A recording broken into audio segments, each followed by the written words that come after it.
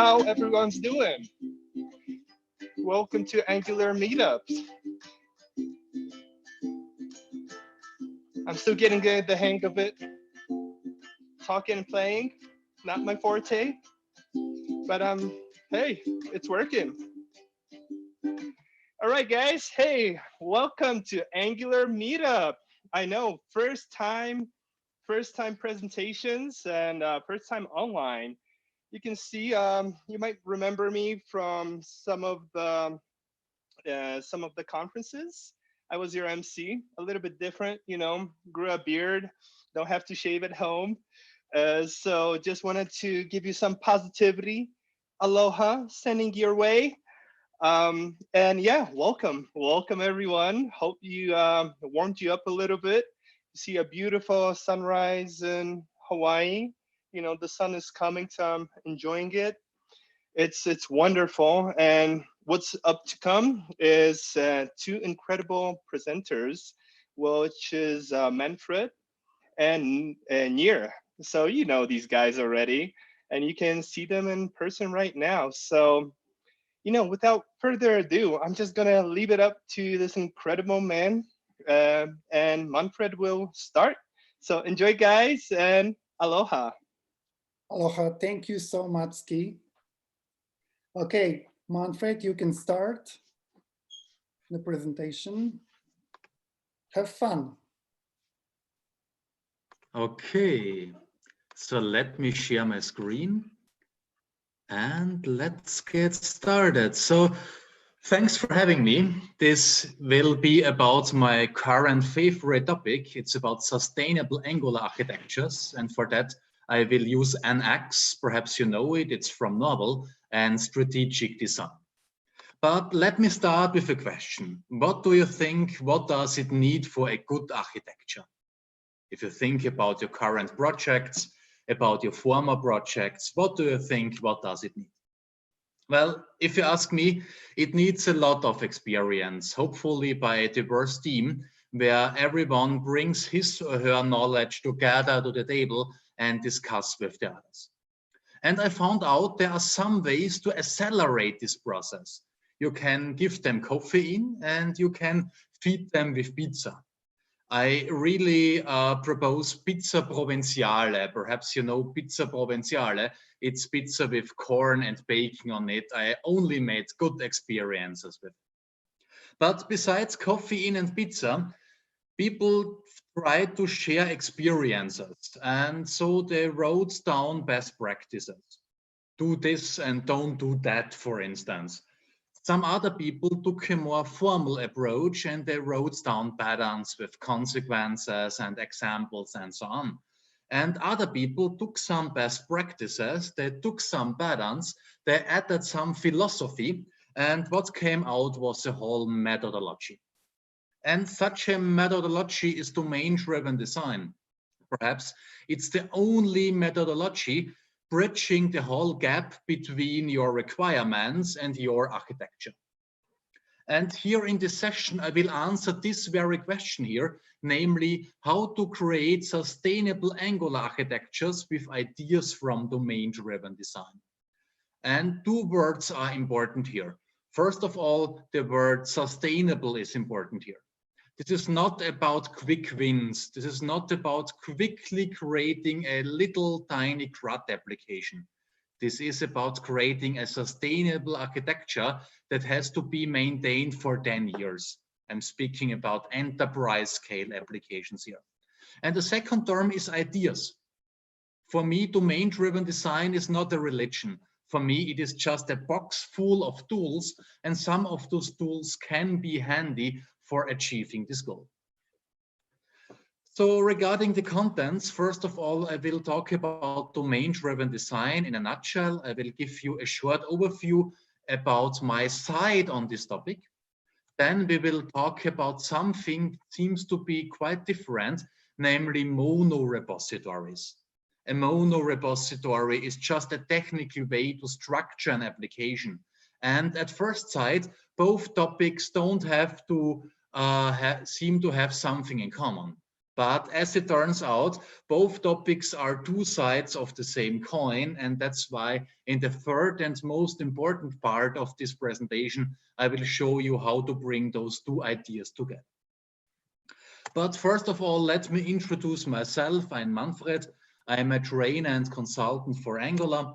I'm doing a lot of trainings, for instance, this architecture training for Angular. It takes part in several cities and also remote. You will see a bit later, we will also come at least remotely to Poland and give this workshop. And I'm also part of the Angular community, as you see here. Okay, so let's get started with domain-driven design in a nutshell. If you look at domain-driven design from a high-level perspective, you see two disciplines. And one discipline is strategic design, the other discipline is tactical design. Most people know about tactical design. If you ask me, strategic design is the more important one. Even the author of domain-driven design claimed that. He said his biggest mistake was that he put strategic design in the last chapters of his book describing domain-driven design, because it's more important, he says, it would have better to put strategic design in the first chapters. Talking about this, strategic design is mainly about decomposing a big system into tiny parts, where tactical design is more about design patterns and practices. That means strategic design is more about architecture. Tactical design is indeed more about traditional design. For this reason, I'm sticking here with strategic design. And if you ask me what strategic design is doing, I would say it is preventing this very situation here. A situation where everything is intermingled with everything else. If everything is intermingled with everything else, you cannot easily maintain such a system. You change something here and you break something there. So this is what you want to achieve by using strategic design. Let me give you an example. The first application I wrote about, I think 20 years ago, was an e-procurement system. And this very system came in mind when I prepared for the session. You know, your first system, your first software is like your first love. You will never, ever forget it. And back then, we could have written a big system like this one, or instead, we could have written several tiny systems like a catalog system or an approval system where the manager is allowed to say, no, you don't get this laptop. We had an ordering system which sent out the orders to the best vendors, to the cheapest vendors. And we had the specification system. This was kind of special. The specification system was for the IT department. They said, hey, you need a new laptop. You get this tiny laptop because you are not a developer, or you get this strong laptop because you are, I don't know, a back-end developer who has to simulate 3 servers at once. So a very nice example we had for the specification system was a CD burner. Perhaps you remember those CD burners. You used to create a new CD with some content on it. And our example in the specification was, if someone is requesting a CD burner, and if this person is not allowed to have a CD burner, the IT department would just say, no, you don't get it. You only get this cheap machine, this cheap laptop. It's funny because nowadays a CD burner is not a big deal anymore. Back then it was an object of prestige, quite expensive. Nowadays, if I ask my boy if he knows about CD burners, he would very likely say, no, I don't know them at all. Well, he is only 3 years old. Perhaps that's the reason, but I think you get the point. Well, the main idea here is, as mentioned before, to subdivide a big application into subdomains and to implement them more or less as self-contained applications. That means if you have identified your subdomains, you will have something like a context map. a context map showing the subdomains and also showing the relationships between them. And here in this case, we see that each subdomain needs some data, perhaps also some logic from the catalog. First and foremost, product data. And now we could give each and every domain full access to the catalog. But obviously that's not a good idea, because if we do something like this, we will get breaking changes. If everyone demands or depends upon the catalog, if we change something within the catalog, we will break the rest of the whole system, which is not a good idea.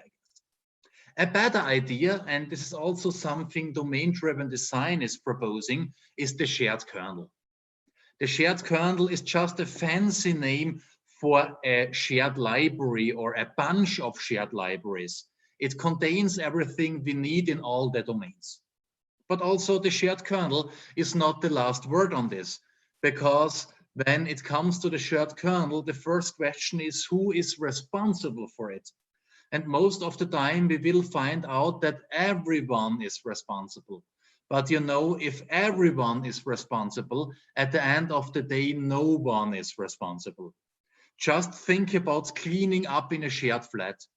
If everyone is responsible for cleaning up a shared flat, no one will ever clean up this flat. We always said, the person who thinks that it is dirty shall clean it up. So as you see here, the shared kernel might be an approach, but it is not the best idea. And it will very likely lead to breaking changes when no one feels responsible for preventing them. A better idea is this here, an API. An API is just a small facade, and this facade is only exposing stuff which other domains are allowed to see.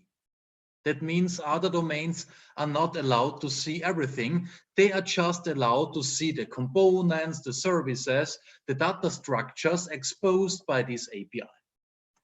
The official name of this API is Open Host or Host Service, but I'm just calling it API because, you know, in Angular, the term service has a very different meaning. Saying this, if you look into this book that has been written about, I think, 20 years ago, give or take a year, then you will find a lot of additional approaches for cross-domain communication. But for the time being, I will stick with those two approaches, namely with the shared kernel, a bunch of shared libraries, and with this API between our domains. So much for the first topic. Now let's move over to the second topic. As mentioned before, at first sight, the second topic has not something to do with the first topic. It is a technical topic. It's about monorepositories. And if you ask me what the monorepository is, I would just say, well, it is a big folder with a lot of subfolders, and each of those subfolders consists of one subproject. That means we have here a way to subdivide our application into several tiny libraries, for instance, into an approval library, a catalog library, or a shared validation library. And in addition to that, we also have an application here, our e-procurement application, which is holding all the libraries together. One of the best things about this monorepository is this node modules folder. Not that we have it here, but that we have it here only once. Because that means we have only one version of Angular, one version of RX, one version of Bootstrap. And that's good. I mean, just imagine you would have Angular 5 here and Angular 7 there. And then you try to compile everything together. I guarantee you all hell would break loose. So it's probably a good idea to have everything here within the node modules folder. This has several advantages. Here I have two for you. One is we don't have version conflicts because everyone is using the same Angular version. And the second one is you don't have the burden with distributing libraries. You just check in your library and the application can immediately see it. Otherwise, without a monorepository, you had to publish it using NPM. That means you have to assign a version number, you have to publish it using NPM, and then you have to install it in your application. You have to integrate it in your application. And then, of course, you will find out, hey, we have a bug in here. What do? You switch over to the library, check out the library, fix the bug, assign a new version number, publish the new version, install the new version into your application, and so on and so forth. You see, when doing this with NPM repository, you will very likely go nuts. And so it's a good idea to have everything at one place, everything that belongs to your system. Creating a workspace is just a piece of cake. You can do it quite easily with Angular. Just install the Angular CLI, create a new workspace with ng-new, move into this workspace, and then you can generate applications as well as libraries. You can serve your application, you can build the application, you can even build your library, and that's it. So at the end of the day, it is quite straightforward to create a structure like this. If we are skeptical about mono repositories, let me tell you one thing. It is not a one-way street. You can move back and forth all the time. Just imagine you had this validation library within your mono repository, and now you want to share it with other people that are not using your mono repository. In this case, you can export it to an NPM registry. And so you have the best of both worlds. You have it within the repository, and others can use it using NPM. This is exactly how Angular has been created. Angular is created within a mono repository, and this assures that Angular Core in version 9 works together with Angular Common in version 9, and that Angular Common version 9 works together with Angular Forms version 9. And if they are done, they press a button and give us everything using NPM. If you like this idea of the mono repository, this idea of having everything together that belongs to your system, then you will love NX. NX is what I'm calling the sugar dip on top of your mono repository. It extends the Angular CLI by a lot of additional features, for instance, this year. A feature that displays your libraries in a graphical way. You get this graph, and this graph shows you which library is accessing which other library.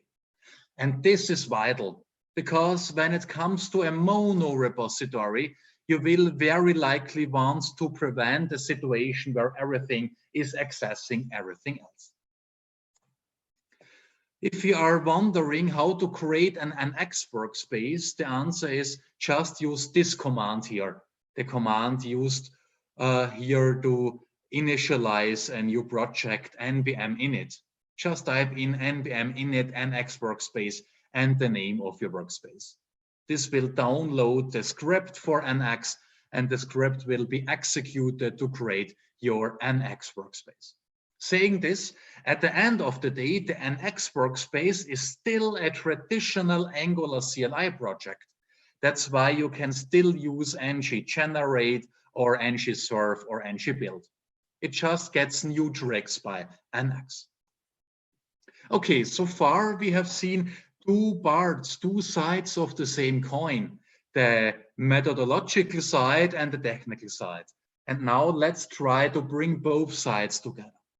For this, I will show you how to use NX monorepos to set up your strategic design. When doing so, first of all, I would create subfolders within my mono repository. I would create one subfolder for each domain. In my case, I have catalog and I have ordering. And then I create another subfolder for my shared kernel. After that, I would fill those folders with libraries. And to make life a bit easier for you, I have 4 categories of libraries for you. The first category is the feature library. A feature library is a library containing a feature, as the name implies, or to put it in another way, it contains smart components. Perhaps you've heard about this concept, the concept of smart components, A smart component is basically a component that knows about the use case, that knows how to help the user to achieve a specific goal, like buy a product or like cancel some order you've set. Saying this, you also have UI libraries, and those libraries are about dump components. A dump component does not know at all about your very use case. It is really dump, but because it does not know at all, it is reusable. Just think about a date-time picker. A date-time picker knows nothing about your use case, nothing, nulla, niente, null, nothing. But because it knows nothing, it can be reused by each and every use case. Think about an address component just responsible for displaying an address. It does not know about the use case. It only knows how to display this very address. And so you see, by subdividing the system in those two layers, you increase reusability. Another layer you can use here is a layer with domain libraries. I'm calling this domain libraries. Other people call it data libraries because it's also about data access. Further people call it state libraries because it's also about state management. Here I'm calling it domain libraries. It's basically about your domain model, which is your client-side model that describes how a product or a product group looks like. And then we have a layer with utility libraries. A utility library is just about authentication or logging or just a conversion between strings and dates. One advantage of this categorization is you have a cleaner architecture. There is less discussion about what goes into which folder. This is one advantage. Another advantage is you can introduce access restrictions. And this is now very important for our domain-driven design. You could, for instance, say that each layer is only allowed to access layers below. In this case, feature could access everything below. Domain could only access utility. And so you one more time prevent that everything is intermingled with everything else. That was exactly the goal about strategic design. Also, you could introduce another access restriction, which is telling you that one domain is only allowed to talk with itself and with the shared kernel. In this case, the catalog domain would only be allowed to talk with itself and with shared. And also ordering would only be allowed to talk with itself and with shared. One more time, this prevents that you have a situation where everything is intermingled with everything else. And of course, such a situation prevents that your system is maintainable. One more thing about the shared kernel. If you try to pull everything over to the shared kernel you want to share, you have one issue. Everything you want to share has dependencies, other components, other services. That means you have to pull over also those other components, those other services to the shared kernel. And of course, those dependencies in turn has dependencies for themselves.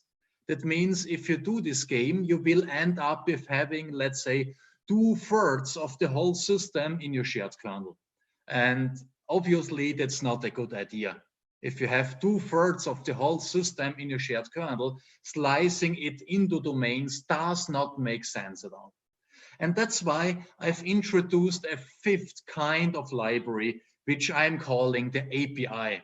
And the API really correlates perfectly with domain-driven design, where we have this shared or open service we've discussed before, this open or host service. It is just a little application or a little library exposing components, exposing services, exposing data models for other domains. That means ordering is not allowed to see everything. Ordering is only allowed to see what this API is exposing. And only this needs to be backwards compatible. The rest can be changed without breaking other domains. If you say, yeah, that looks nice, we have access restrictions, we have this nice ordering, that means we exactly know where everything goes into, but somehow this feels exhausting. In this case, I will say, no, it's not that exhausting at all, because in real world, this is not a real rectangle. In real world, you have mainly feature libraries and domain libraries within your real domains, and you have the rest within the shared kernel. Because the rest, namely your UI libraries, your dates time picker, and utilities, your authentication functions are shared. And so you put them into the shared kernel so that they can be used across all your domains. One more thing before I show you some example about this. It is a good idea, and this also correlates with the theory behind domain-driven design, to isolate your domain. Isolating a domain means we put something behind it and something in front of it. In the middle, we have the domain model itself, which is about your entities, your client-side model, your model that describes how a product looks like or how a product category looks like. And this is also about general business logic, like validating an order. Behind, we have the infrastructure layer, which is mainly about data access, calling the server. And then we have this optional application layer when it comes to the theory of domain-driven design. And this is where your facades are. Perhaps you've seen facades. Facades are quite famous since about a year, since one person who is quite known in the community spoke about this topic at several conferences. And to put it in a nutshell, a facade is just a service shielding the rest of the system from you. A service which is exposing everything you need for just one use case. So at the end of the day, you have one facade per use case, and you hide everything behind this facade, especially state management. That means if you don't know exactly if you need NGRX or not, you can just hide NGRX behind your facade. The rest of the system will not ever recognize. If you say, hey, Manfred, that looks nice, but honestly, layering is that much 1990s. Then I'm saying, yes, you are right. It was famous in the 90s, but let me tell you one thing. This is not about layering. You can use something else like hexagonal architectures or clean architecture. This is not about layering. For me, this is about restricting access. And that means you have to slice your application into domains. You have to organize your domains, perhaps with layers, perhaps with something different.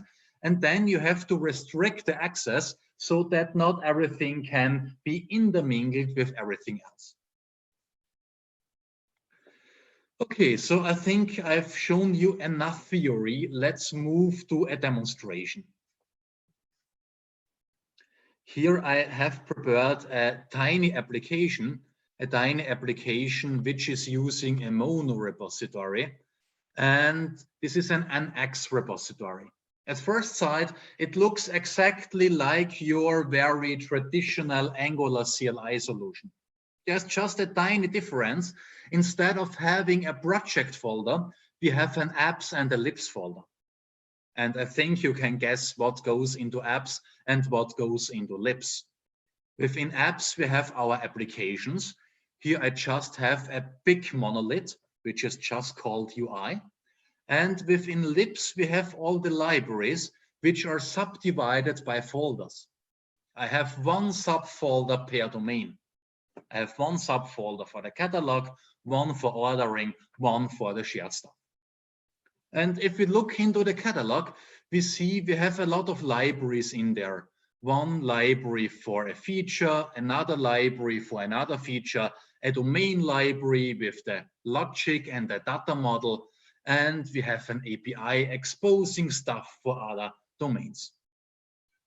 As you see here, I'm just subdividing my big application into domains, or let's call it just folders, and into libraries which are parts of these folders. If we look into these folders, for instance, into browse products, we are seeing one index.ts. And I'm always saying this index.ts is reason enough to subdivide a big application into libraries, because this index.ts is your so-called barrel, or as it is also called, your public API. This is what everyone sees about your library. If you export something here, everyone else will see it, especially everyone else within your domain. If you don't export here something, it's your secret. And the best thing about secrets is secrets can be changed without discussion because no one knows about it. To put it another way, everything that is exposed here needs to be backwards compatible. Everything not exposed here don't need to be backwards compatible, and changes cannot lead to breaking changes in other parts of your system. This is a very important concept of software architecture. Okay, let's have a look into the library. Here we have an Angular module. It is just a traditional module. It imports stuff, it declares stuff, it exports stuff. Of course, my feature needs the domain logic, and that's why it's importing the domain library.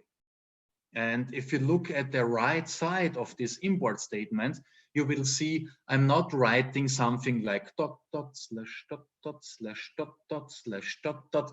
It's a bit like Vienna style waltz, you know, dot dot dot dot. No, it's not this, but it is just a map name. It looks like a library name, and that's a good thing because you don't need those long paths, and also your source code is not assuming where the source code of this library is placed on your hard disk.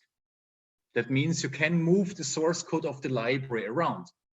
Of course, you need to tell your compiler where this mapping points to, where this name points to, and for this, NX is creating an entry within DSLint JSON for you. This is created automatically for you, not DSLint, sorry, DSConfig. We will come to DSLint a bit later. Here you see the mappings where one name is just pointing to the index.ts of that very library. And this is where the cycle closes. Because of this, you only see what this index.ts is exposing. Everything else is hidden behind this barrel, behind this public API. Saying this is also the key for white label solutions. Let's say you have a customer who pays you something to create a special implementation. In this case, you can say, hey, today let's compile everything for customer A. And so you make sure only code for customer A lands in your bundles. Or if you say, hey, now let's compile everything for the rest of them, let's compile just a white label solution, then go with the traditional library. This is quite easy. Of course, in real world, I would not work with comments because officially comments are forbidden in JSON. I would work with several DSConfigs, one DSConfig for this customer, one DSConfig for that customer. Yes, I know it's not pretty, but it's sometimes needed because we want to have tiny bundles just containing what the current customer needs. Okay, let me move back to our application. So what we have seen so far is we have a traditional Angular application. The only difference is we are subdividing it with libraries in different folders. And now let me use one very nice NX feature. I'm creating a dependency graph. npm run dep graph.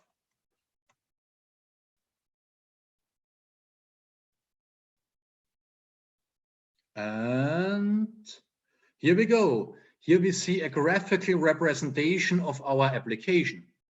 We see we have end-to-end tests. We have our UI, which is currently a monolith. We could split it into micro frontends, of course. And here we have our, let's say, our domains with all the libraries. So now let me take a screenshot and let me move to Microsoft OneNote.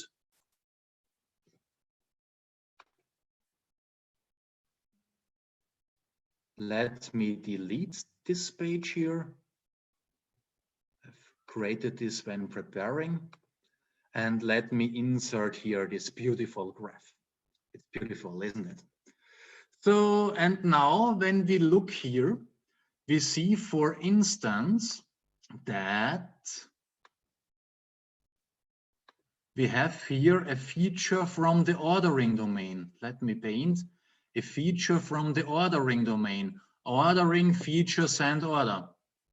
Or here we have the domain logic of the ordering domain. Ordering domain. We also see we have, let's say, the catalog domain here. And we have a feature from the catalog domain. And we have another feature from the catalog domain. And the catalog domain also has an API. So just let me check here. Everything is okay. Also, if we look there, we have here something from the shared kernel. And we have another library from within the shared kernel. And now just by looking at the colors, one can tell that you don't easily touch another domain. If you want to use another domain, you only have two possibilities. First possibility is you have to use the shared kernel. Second possibility, you have to use an API exposing selected things for you. But besides that, you cannot directly use another domain. And so you really prevent that your system ends up in this intermingled situation. Now let's do something that's very bad. Let me be the bad guy just once in a lifetime. I really feel empowered if I'm the bad guy. Let us try to access the shared library from within the utility library. This is forbidden according to our architecture. Why is this forbidden? Well, this is forbidden because we have this layering, and our layering rules tells us that we are only allowed to access everything from top to bottom. UI was in the top, utility was in the bottom. It was the last library in our stack. And so we can only access utility from within UI and not vice versa. Here I'm doing the exactly opposite. I'm driving against the one way. So let's check out how NX likes this. For this, let me move over to my shared util of module. And here I have prepared those two lines of code. Let me comment it out. And just give me some seconds and bang, I'm getting a slap into the face. NX and its linting is telling me that the utility library is only allowed to depend upon other utilities, because we are on that bottom of our stack. So we clearly see that we have broken our architecture. But there's also a better feature about this. For this, let me close this commander and let me open another one. We get the very same error messages on the console. I can type in ng-lint project shared util auth. And now I will get exactly the same slap into my face, namely, I did a typo, share, no, that was a typo again. So one more time, shared, now I have it, I guess. You see, we are always failing with the easy things, not with the hard things. And now I see the exactly same slap into my face. Come on. Yeah, I was never that happy for getting a slap into my face. It also shows me that a utility library is only allowed to access other utilities. And I like this really more, because if I have something on the console, I can automate it. I can automate it within my build process, and I can automatically find out that someone broke the build. And then, of course, I can send out an email to everyone and I can tell them, hey, Manfred broke your build. Please go to him and help him to grow his awareness. It's up to you how you help him to grow his awareness, but please be nice. Okay, no broken architectures anymore. So let me undo my last changes so that my architecture is not violated anymore. Git clean, and now we have our clean architecture. So now I have another thought experiment for you. Just think about changing the catalog API. You change this API. What would you say? Where could a breaking change show up? Well, of course, within the API and within all the parents, because all the parents depend upon this catalog API. That means a breaking change here can influence the library there. That's for sure. And in this simple thought experiment, we can find out immediately. But after implementing for a whole day, after searching bugs for a whole day, it is not that easy to find that out. And that's why NX has a feature that tells you what can be influenced by your changes and whatnot. Let me show you this feature. For this, let me move over to the catalog API. Catalog API module, and let me do a major change. This here is my major change. And now let's move to the console and type in something like npm affected tab graph. npm run affected tab graph. It takes some time, and now you see all the affected libraries are displayed red. If I show you the other libraries, the remaining libraries, select all, we will see the rest is just black. And this information is vital for you, because now you know, hey, I only have to retest the red libraries. I only have to re-execute those unit tests. I only have to re-execute those end-to-end tests, only the tests for the libraries shown red here. And guess what? NX can do it for you. Let me close the console here and let me open a new console. Sometimes, you know, on Windows consoles are stuck. If you look into your package.json, you see here commands like affected test, and this is only executing the tests for the affected libraries and affected applications. Or here you have affected build, which is only rebuilding your affected applications. Or here you have affected end-to-end. You can guess what it's about. It's about just retesting, just re-executing end-to-end tests for the affected libraries and applications. I guess this will save you a lot of time. Perhaps now you are saying, yeah, that's really nice, but honestly, this is somehow a bit exhausting because I have to create all those libraries. But let me tell you one thing, creating libraries with NX is not exhausting at all. It is about the same as creating a new module. It is not a difference if you type in ng-generate module or if you type in ng-generate library.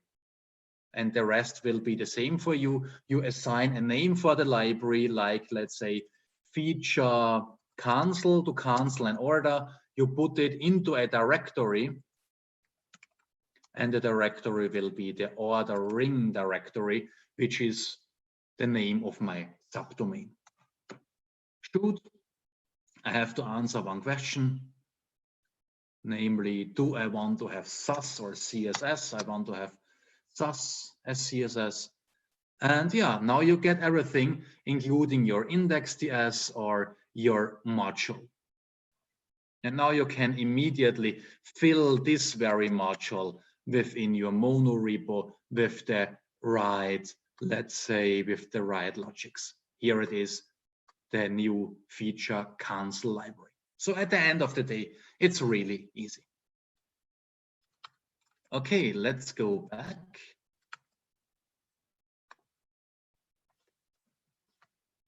What did we see now? We have seen that we can set up a big system with a lot of fine-grained libraries using NX. And having fine-grained libraries brings a lot of advantages because the library can be the unit of recompilation as well as the unit of retesting. You can introduce access restrictions, and this prevents that everything is intermingled with everything else. It also prevents cycles. You know, compilers don't like cycles in your source code. You have information hiding. That means you can have secrets. Only what you make part of the public API is exposed to others. The rest is hidden within your library, and that means you can change it without introducing breaking changes. And you have nice alternatives for ng modules, because now you have just libraries saying this. ng modules will very likely become optional in the future. They will not go away, because if they went away, that would be a breaking change. And you know, we did not make good experiences with breaking changes in the Angular community, but they will become optional. And I think it's always a good idea to exchange a platform feature by to exchange a framework feature by a platform feature. And as told you before, creating a library is really a piece of cake. Just type in ng generate library and you are good to go. Okay, cool. So perhaps you're saying, yeah, that's nice, but I want to automate this. I want to automate creating a whole domain. I want to automate creating a domain library, a feature library. I want to automate all those access restrictions. And guess what? That's possible. NX has this feature called NX plugins. And with plugins, you can automate everything you need on a regular basis within your application. I wrote this plugin, which is called Angular Architects DDD, and this is about this very task. Let me show it to you. Let's switch to the console. And now let's create a new domain. So I'm using ng generate, and instead of saying generate component or module or service, I'm saying generate Angular architect/DDD domain. And the name of the domain is, let's say, what could be a good name? Compare. I want to have a domain to compare some products. And it is telling me that this was not found because I did not add Angular architects DDD to my project. So let's add it. This takes some seconds. Somehow this mistakes happens every time I'm presenting this. I'm always forgetting to install it. Perhaps you know ng-add, it is similar to npm install, but besides, it's also executing a code generator, which can modify your whole project. In this case, it is just creating some basic access restrictions. Restrictions like that a feature library is allowed to access everything, or like a utility library is not allowed to access other things besides utilities. Okay, now let's retry the command we've seen before. Let's cross fingers. Come on, it's not that difficult. Yeah, everything is created for me. What did it create? It created a domain folder. It also created some access restrictions within the linked JSON and with an XJSON. So now let's create a feature library. Let's call the feature select products. It's part of the domain compare. The entity I'm using here is just called product to compare. It's an ugly name, I know, I'm very sorry for this. And the application is just called UI.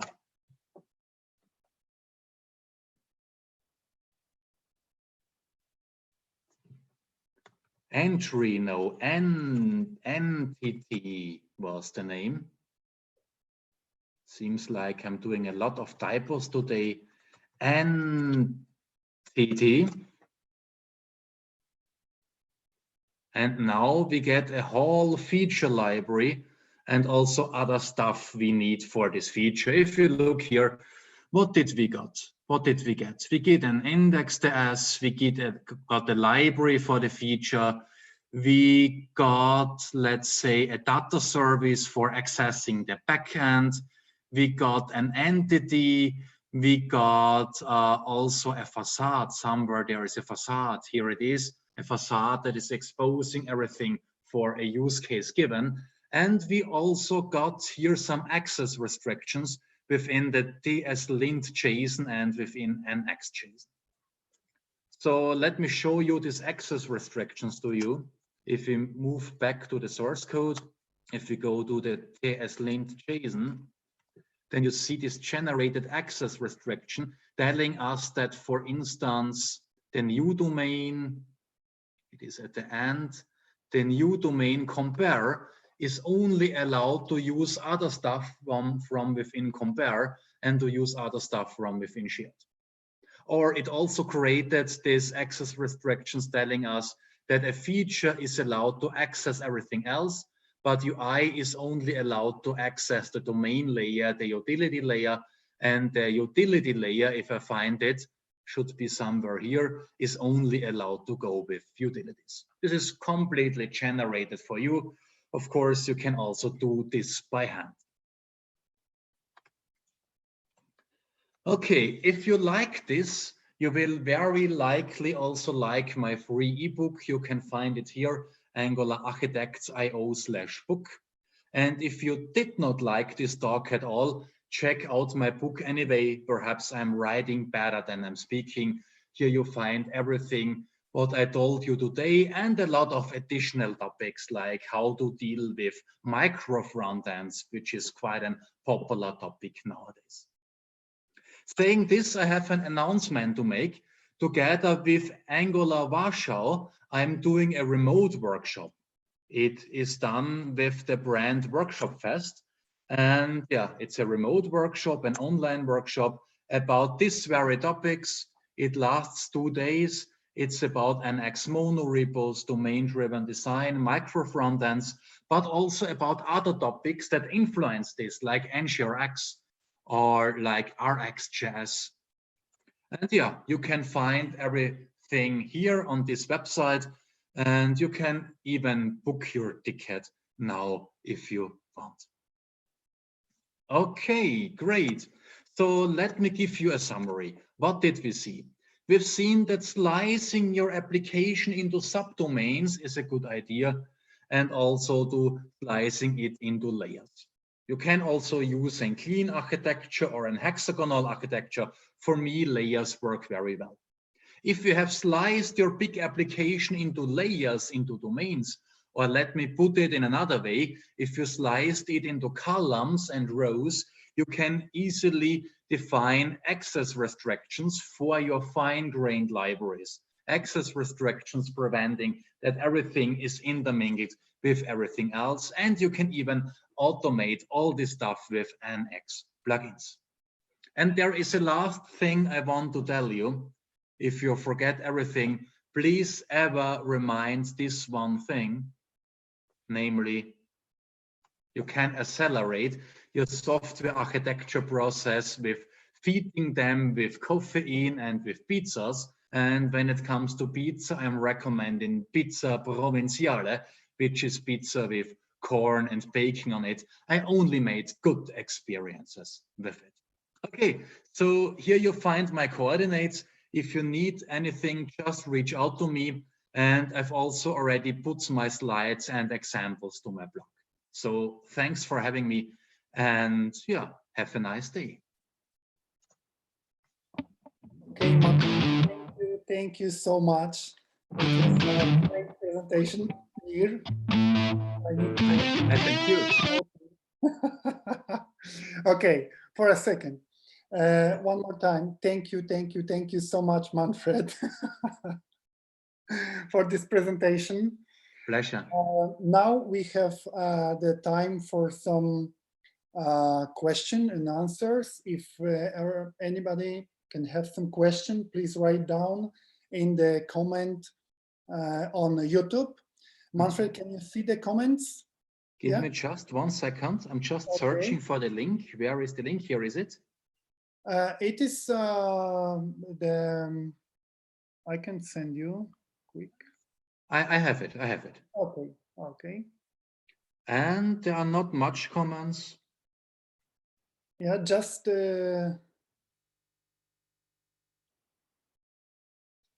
okay.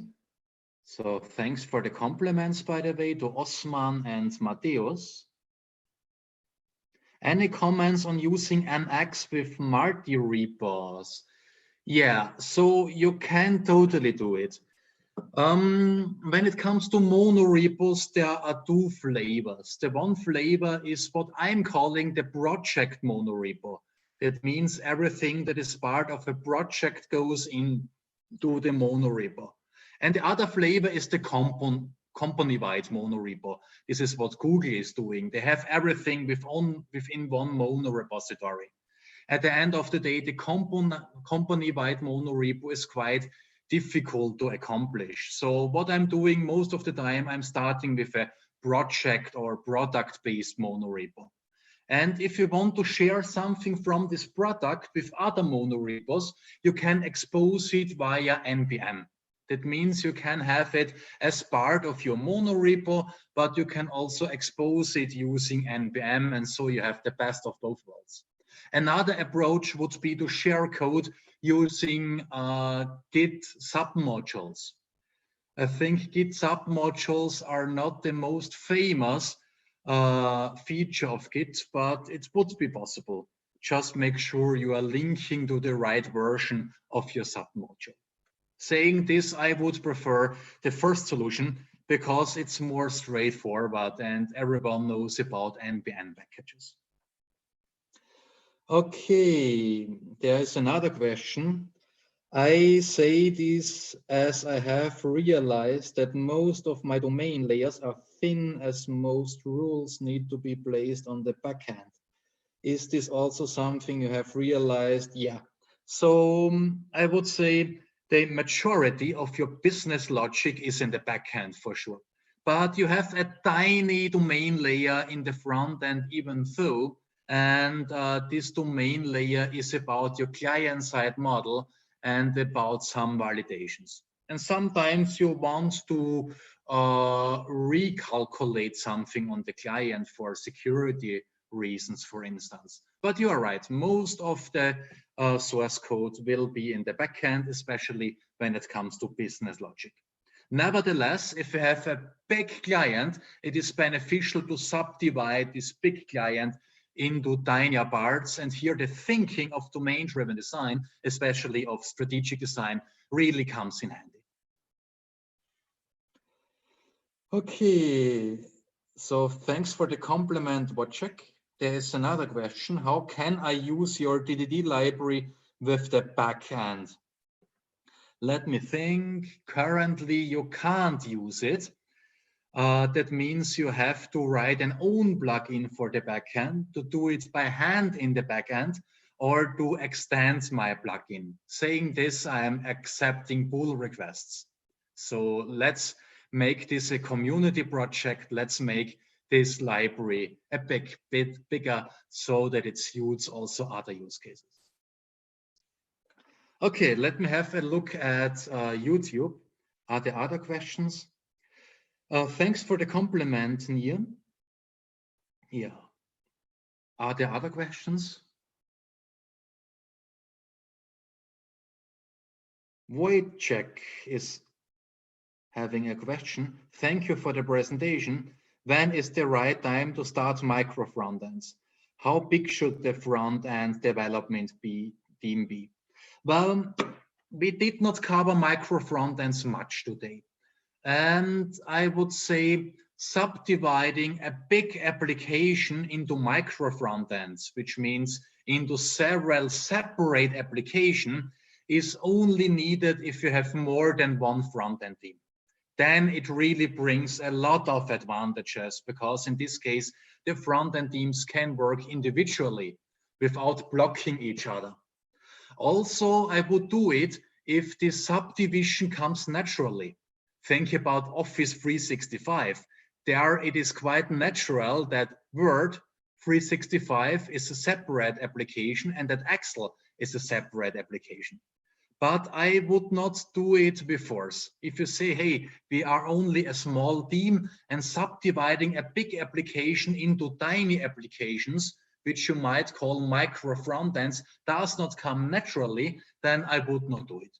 Start with a monorepository, start with domain isolation. That means start with having vertical slices, having access restrictions. And the good thing about this is, when you have these access restrictions in place, it will become easy to split it up into micro frontends later, if you really feel the need for it. And this is for me one characteristic of a good architecture. For me, a good architecture is not an architecture that has everything up front.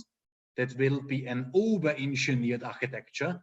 And over-engineering is as bad as under-engineering, if you ask me. A good architecture is an architecture that allows you to introduce further stuff a bit later. For instance, the cut into micro frontends. And yeah, with access restrictions, with domain thinking, you can do this, because domain thinking is the key, the prerequisite for a good micro frontend architecture. Are micro frontends a good idea for high traffic sites? Yeah, this is a byproduct of having micro frontends. You can scale them individually. That means if you have 3 parts and only one part has a lot of traffic, you can scale this one part individually. That's right. But that does not help if you don't find a good way to split the application into domains. So the first step is the domain separation. Yeah, NX works well with React and with Nest.js. Yeah, I'm a big fan of Nest.js. It's also a Polish product, as I know. And yeah, it is really a nice thing. There is another question. According to the presentation, Mycheck Orman is asking it. According to the presentation, what is the correct way to access the nested lib? You made their direct connection as an example. The nested lib, do you mean the shared library with nested library? Perhaps you can write it into the chat. The correct way to access the nested library. So if you mean the shared library, you can just use it, because the shared library can be accessed from within each and every domain. But the drawback is that it might be big, and so it would be better to have a very tiny shared kernel and to put the rest into the domains and expose them via APIs. So I would prefer APIs if possible, because in this case, the functionality sticks where it belongs to, and everything that is needed by others is exposed for them. Okay. So another question is, if it works with Nest.js, so can be used on the backend? Yeah, absolutely. So in this case, you can use those access restrictions also on the backend if you have linting rules for them. Sebastian is asking a question. What is the best way to transform a big ball of mud architecture to yours for a 200K lines Angular application? Well, creating an existing application is at first sight simple, at first sight, because at first sight you need just to create an NX monorepository with libraries, and then you need to copy everything over. This is the easy part. But then the hard part begins, because then all your sins will show up, the sins of your past. You will find out that you have a lot of cyclic dependencies. And that means you have somehow to get rid of those cycles by refactoring the source code, or by let's say, moving some elements into new shared libraries. And that can be the hard part. I would say copying everything over is just a matter of half a day or of a day. But cleaning everything up can take you a whole sprint. And that's why I would only do it if it is beneficial for you. If you really feel the pain, if you say, hey, this application is fine as it is, I would not touch it. If you say, no, this application gives me some pain, or I know this application will bring up some pain in the future, then please refactor it. Then please take one sprint and refactor it into this very architecture, because otherwise you will be lost. But don't do it just for fun. Luis is asking a question. Luis Constante, you need complete out the box experience, no trick or learned lesson, only projecting ideas outside your minds. It is not, oh, there is a nail and a string on the box. Yeah, so you really need it. When you don't need it, then don't use it. Otherwise, you will end up with over-engineering, with a lot of effort, which is worth nothing. Okay, there is another question from Yatsan. I hope I'm pronouncing the names in the right way. I don't speak Polish. I can only say Nostrovie, but that's everything. Have you, and I can say tak. Have you ever considered using a front-end message bus to manage inter-app communication? Yeah. So this is what I'm doing, and this is also a big part of our workshop. When I have micro frontends, then I'm loading a lot of tiny micro frontends into my browser, and they will communicate with some kind of message bus. The easiest message bus is an ngrx subject. It can only be some more advanced message bus you hand write by yourself. Oh, it's Arabic. Okay. I neither speak Arabic, and I can not say Nostrovie in Arabic. What's Nostrovie in Arabic? Perhaps you can write it down. I think it's the most important word in every language. Okay. Yeah, RxJS is amazing for that. Yeah. Okay, cool. Okay, guys, I think it's amazing. It was amazing presentation. One more time, Manfred, thank you so much. Thanks for having me. It was really a pleasure to be part of this. And yeah, now I know you have to go to your kids. Yeah. And the next speaker for today is the one and only Mr. Nir Kaufman. Nir, how are you? Oh, Yeah, Nir couldn't come today, so I'm its twin sister, lost sister. So I'll be giving this presentation instead of Nir, if that's okay with everyone. She's your baby. Just me and my friend here, Luis. He can't speak, but he can do this. Okay, so hi everyone, and thank you very much, Manfred. Actually, I think it was a great presentation because of Manfred just dived into the architecture, the high level, very important concept. On the other hand, I'm gonna speak about, I think, the other side of things, which is basically we can say that we're gonna focus on those shared UI libraries because we're gonna dive into some interesting concept regarding to view manipulation, DOM manipulation, and great stuff with Angular. So please drop a comment if it's too strange for you to hear me speaking while using this filter.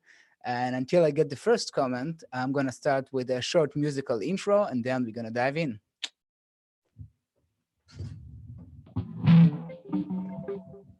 Live from NG Poland.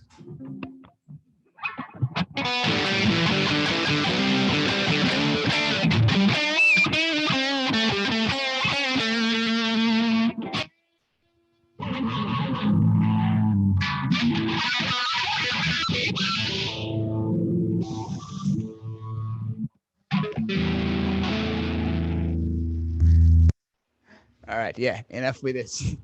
Let's get busy. First, let me change my camera to my other twin brother. We see it's just me. Hey, everyone.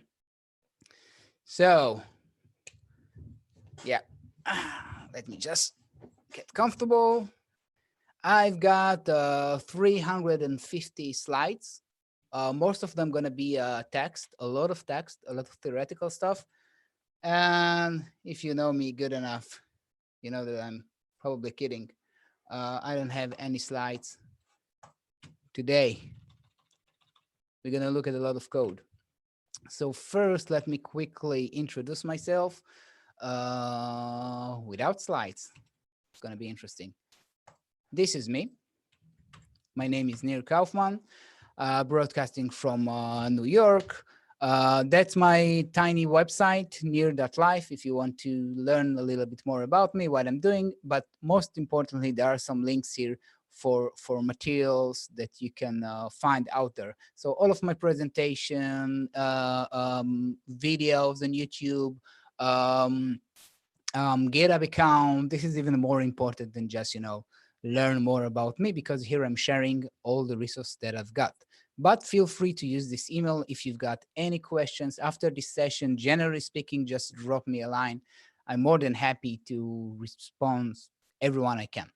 I work at a company called 500 Act, where I build front-end apps for a lot of years, basically. I've been starting to use Angular at, I think, 2010, first version of AngularJS. Really like the community, really like NG Poland. I'm also organizing other meetups, but yeah, check it out if you find it interesting. But today we're gonna jump into some core concepts, and I want to show you some nice things that you can do with knowledge of how Angular is actually creating views and displaying views. And hopefully after this session, it's going to be very clear how Angular abstraction works and how Angular abstraction built on top of the DOM if you build Angular for the web, or on top of any other presentation layer if you build Angular for other environments.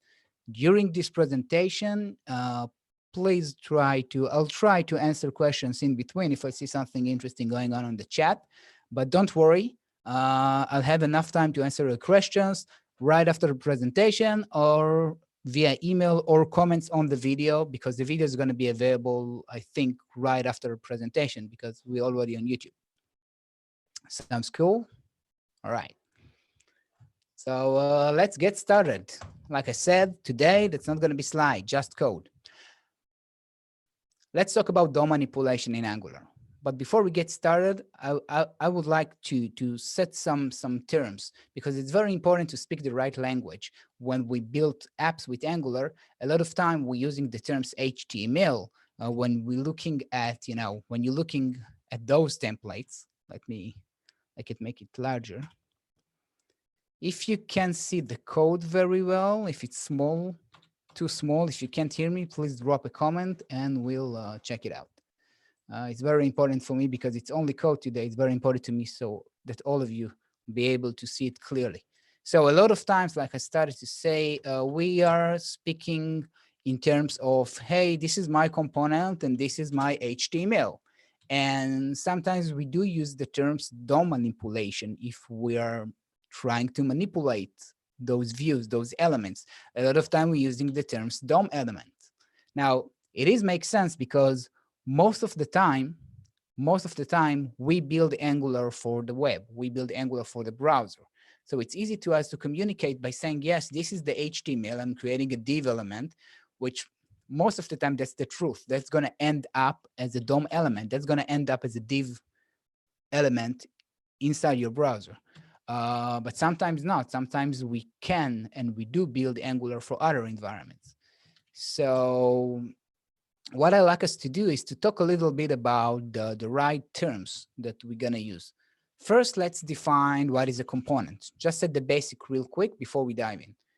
So a component in Angular, basically, that's a class, that's a piece of code. This is this app component that associate with a template. And generally speaking, when working with Angular, we've got two types of logic. One of them we call a presentation logic, a display logic, layout logic, if you like. This kind of logic is how we like to lay out our data. For example, I've got a div here, it's got a specific CSS class. Here I've got another element that represents the title. He's got another CSS class right here. So how I display my data, we call it presentation logic. And in Angular, we define this presentation logic inside of component. On the other hand, there is another type of manipulation logic that sometimes we refer as rendering logic, which is the actual manipulation of the element or one of the properties of the element. For example, every time we use a directive like ngIf, we're applying some rendering logic. We manipulate the view. So ngIf, ngSwitch, ng4, gonna manipulate the structure, gonna hide element, repeat elements. On the other hand, directives like ngClass, ngStyle, data binding, generally speaking, this is rendering logic that refer to not changing the structure, but manipulate the properties. So the structure set stays the same, but we do assign dynamically a CSS class in this use case. So keep in mind that we're dealing with two types of view logic: presentation logic, which that we implement inside of a component, how data should look like and layout, and rendering logic, how we're going to manipulate those elements to achieve what we like to achieve. And in Angular, separation of concerns. Presentation logic goes into components, and rendering logic goes encapsulate inside directives. Most of the time, we can use all the built-in directives in Angular to achieve almost everything we like to achieve. So that's the first concept. Now, this talk, we're gonna focus on rendering logic, on DOM manipulation. And I'm saying like DOM manipulation, you know, with like, but I'm actually referring to something called view manipulation. Because in Angular, and let's look at some code. In Angular, every time you write this kind of this piece of code, the framework creates an object called a view. This view object represents, in this case, it's going to represent a component that associates with a template. But enough talking. Let's try to use DI to see what I'm talking about. So I'm going to inject view ref.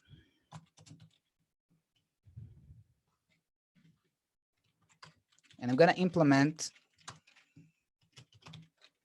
after viewing it. And the only thing I'm going to do now is just take this view ref that I injected and log it to the console. Cool. By using DI from within the component, if I ask for the view ref, I'm going to get a reference to this view object that Angular created that represents this app component, which is a piece of data that associate with template. So let's hit the browser and see how it looks like. So if I hit the console right now, you see this structure, you see that I'm getting a view ref. We're not gonna focus too much about exactly what this structure, because I wanna keep this talk practical.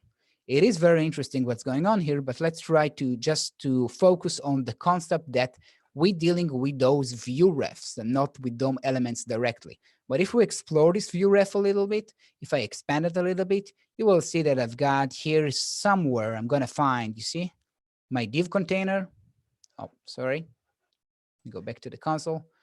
I'm gonna find my div. I'm gonna find the reference to the H1, to the text that we've got inside, to the span that I've got inside of it, to the text that I've got inside of the span.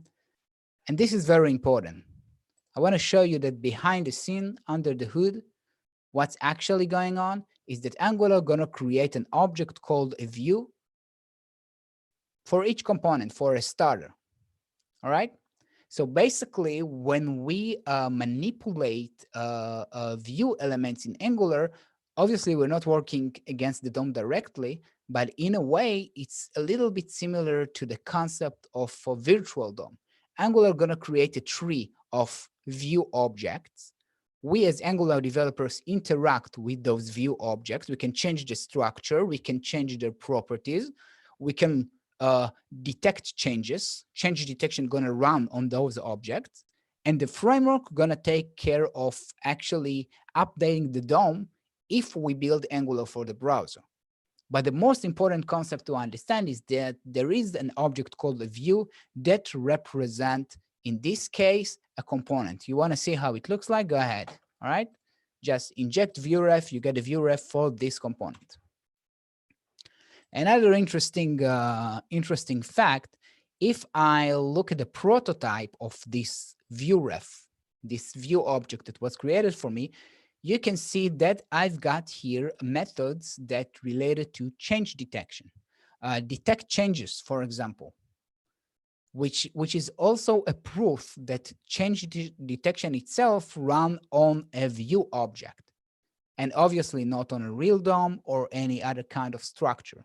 So this viewref, that's an object that represents a view element, change detection runs on it, and if we want to manipulate it, we need to use some specific API in order to manipulate views. There is a specific API in Angular, and that's going to be my next topic. Let me check the comments on YouTube. Let's see if we've got any relevant, interesting question. Is that Ivy features previous version of renderer, this trick, which console log is made by the snippet. No, Ivy, just all right, you answer yourself, which is a great thing. That's the beauty of community. You ask questions and then someone else answering. Everything that I'm going to show you today got nothing to do with Ivy. All right, let's make it clear. This talk is practical talk about API that exists in Angular like a lot of versions ago.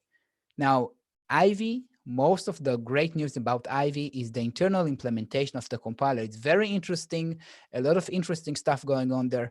On the surface, there are not too many API changes. The high-level API haven't changed, which is a great thing. Just like Manfred said, we don't want to introduce breaking changes, specifically when it's come of like, handling views.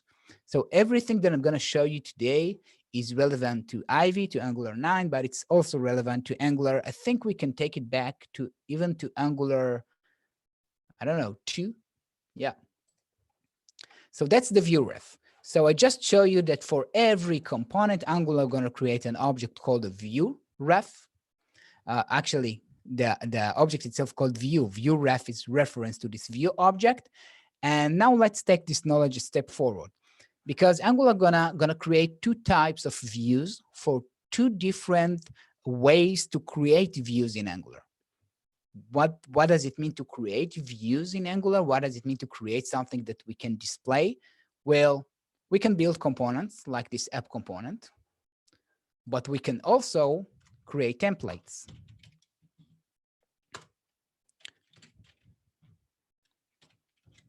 So if I create a template using ng template and just, I think that most of us gonna know what's gonna happen. I mean, if I type something here, like you can't see me. So this piece of code won't render.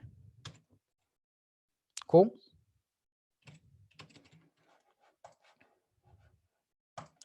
So if we check our elements, we see that there's nothing here. But we can instantiate this. We can render this template. We can make this template appear.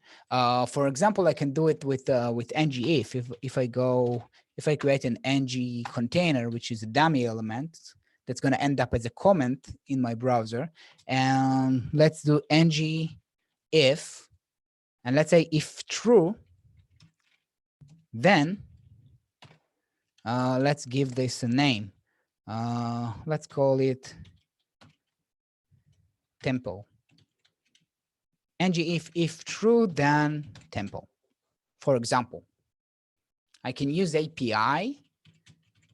In this case, I'm using a built-in directive called ngIf and say if the condition is true, then show this template. So if I go back to the browser, now we can see the template. And if you check the console, if you check the DevTools, you'll see I've got my H1, and right here beneath of this, I've got this H3. Cool. All right.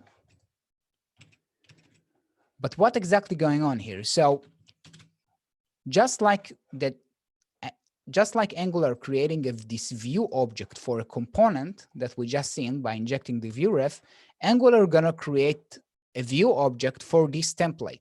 And it's gonna use the same mechanism to take the view that was created for this ng template and in some way attach it to our view, to our view structure, so we are able to see the content. So I want to stop for a second and tell you right now, this view object got basically two types. We can create, but that's the truth is that Angular going to create a view object for templates and a view object that represent a component. Now, what's the difference between a component and a template? Well, a component associates with a TypeScript class. So we can have data, and we can have a template that give us the presentation logic, how this data that we defined here gonna look like, how we're gonna lay out it. But a template, on the other hand, is not associated with a component. So there is no context, there is no scope for now, all right? So we just a piece of markup, because sometimes that's exactly what I need. I don't need to create a component if I just want to reuse a structure. Now I want to show you what's going on with this ngIf, but I want to do it a little bit differently. So again, I've got a template. Now the way that Angular works Angular got this concept called a view container, which means that every time that we're creating a component, Angular going to create this view object. Actually, it's going to create a specific view object called the host view, just a name for a view that represents a component. But we can also define places in this view structure as view containers. View containers are just anchors, they're just like a placeholder that enable us to attach other views to it, so we can manage those views as a unit. Now, let me show you, explain with code. I think it's going to be a little bit simpler. Now, I can take any element that I want and tell Angular, hey, you see this element, wherever it is, that's going to be a view container. That's going to be a place where I'm going to attach other views to it so I can handle them, manipulate them. Let's start by doing something less trivial. I'm going to inject element ref in my component. When you do this inside your component, when you ask for element ref, you're going to get a reference to this element that was created on the DOM, this app root. And that's what I want to do. I want to get this host element. Another interesting concept would be if you inject view container,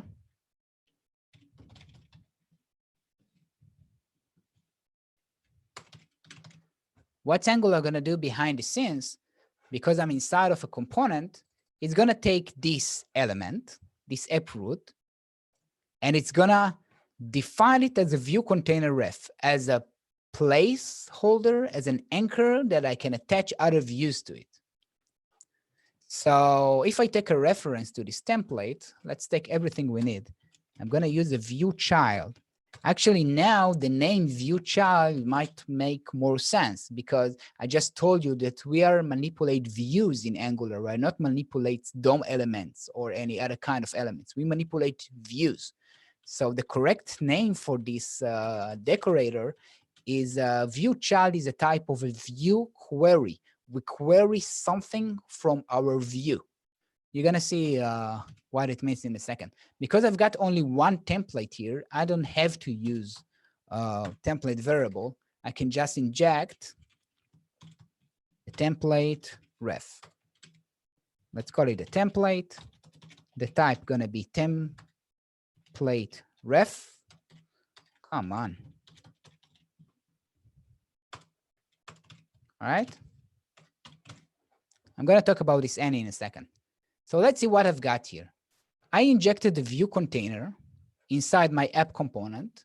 In other words, I told Angular, hey, took this element, defined it as a view container, and then I took reference to the template that exists here. And now what I want to do this. This view container create embedded view out of this template. Let me start by inspecting the browser and look at this, all right? You see the template. Now, an interesting fact, if you check the elementary, you'll see that this element is beneath the app root element, is not inside of it. Because we define this app root element as a view container, which is just a placeholder, and then I took the template and attach it, created a view out of it and attach it to this app root element. So it's going to live beside it and not inside of it. But if you look at the code, it might be a little confusing because, hey, wait a second. You've got a template defined here, so maybe I expect to see this content right here inside this div and not inside of the app root. And this is another interesting concept because this structure does not apply, doesn't mean that your DOM element 3 gonna look like this. Very, very important concept. The last example in this talk, we're gonna get into it very soon, gonna make it very clear. But another thing that I want you to keep in mind is when we start to manipulate views, the view hierarchy, views that we are attaching into different places, the way it looks here, this is just a definition. This is just a configuration. It doesn't mean that because this ng template with this h3 exists inside this div, which is part of this component, that the end results are going to look like, all right, I'm going to have a div and an h1 and an h3. And the reason for this is because I use this app root as an anchor, and I manually attached a template to it, a view to it. Actually, to make this even more clear, this create embedded view, let's break it apart. I want to create a view. All right. The type gonna be view ref. So I'm gonna take my template, this template, and I'm gonna create embedded view out of it. Here I need to pass some context. I'm gonna pass null for now. So now I've got a view in my hand, and I take the view container, and instead of this, I'm gonna use a method called insert this view. What I just did is I just break it apart. Instead of using this view container create embedded view, I want to show you that actually what's going on, it's a shortcut of creating a view out of this template, and then take this view container, this place that you defined as a view container, and insert this view. I want to show you this. I'm going to take this view, I'm going to log it. Sorry. So if I go back to the browser right now, check the console, you see, here it is. Here is another view ref. But this one actually represents the template. This view ref created from this template. I took a reference to the template. I got a template ref. I call this method, hey, create a view out of this template, and then take this view and insert it. And the insert coming from view container. And that's the key. Guys, in Angular, there's only one valid way to manipulate structure, and this is the view container. If you investigate the API of view container, you're going to see that I've got method like insert, all right? What else? I've got length. I've got move. I can move views around. What else? I got remove. Obviously, if I can insert, I can remove. So view container class gives you all the API you ever need to manipulate the structures of views. And now I'm talking Angular language. Because in Angular, I'm not manipulating the DOM, I'm performing manipulation on views. I've got a class called view container that gives me an API to manipulate views. And actually, this ngIf that we used before, if you hit the documents, let's check out Angular IO. Let's look for ngIf. And let's jump to the source code. And comments. Here's the code. Here's the ngIf directive. And look at this. View container ref, all right? Template ref, optionally. But this is the most important part. Here it is, this line. All the directives that built into Angular that manipulate the structure use the view container class API to achieve this manipulation, all of them. There's no private secret API. So that's the key. So right here, you see something similar to what I did. Take this view container, create embedded view. All right. Take this view container. I can save those two lines and just do this. This view container, create embedded view out of this template. Just a nice shortcut instead of doing this. Just like ngIf. So now, if you wasn't sure of how ngIf works, now you got it. Cool. But that's not good enough because I want to get some more control.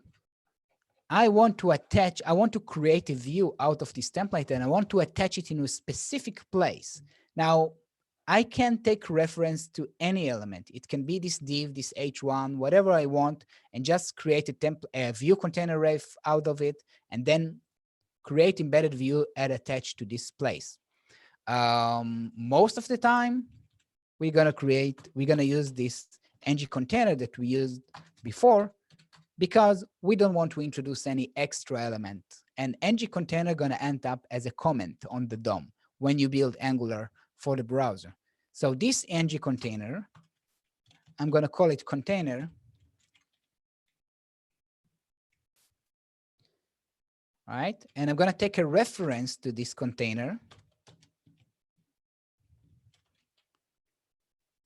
View child, container.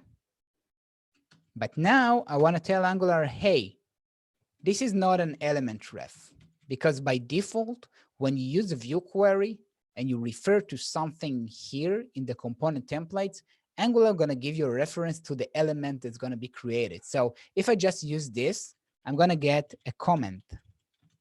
Let me show you. That's a container, right? What I'm going to get here by default is an element ref.